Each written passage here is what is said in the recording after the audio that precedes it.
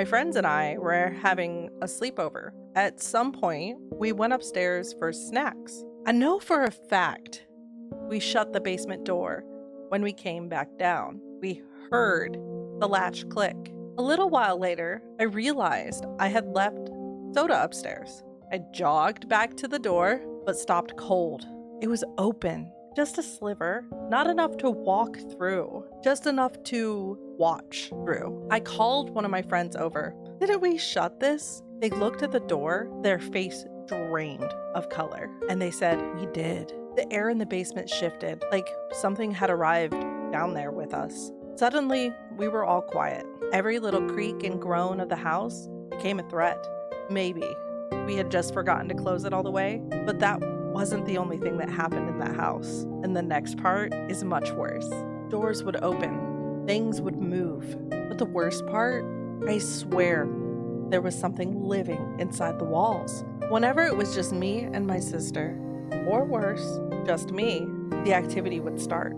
It didn't care if it was midnight or noon. I'd be lying in my bedroom and hear heavy footsteps stomping across the roof.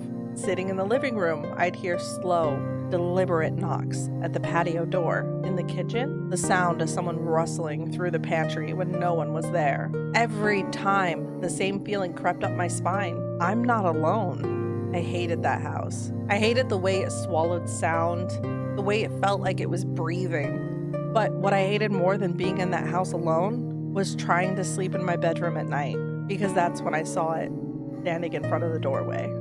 I could never sleep in that house. Every night, as soon as the lights went out, he'd be there, standing right in front of my bedroom door, just watching. I can't even bring myself to say the name people whispered about him. I'm terrified if I do, he'll come back. I'd stare back at him until I passed out, too scared to move, memorizing every inch of this thing. He looked almost solid, but I could still see straight through him, like a shadow trying to become real. Looking back, it had to be something dark.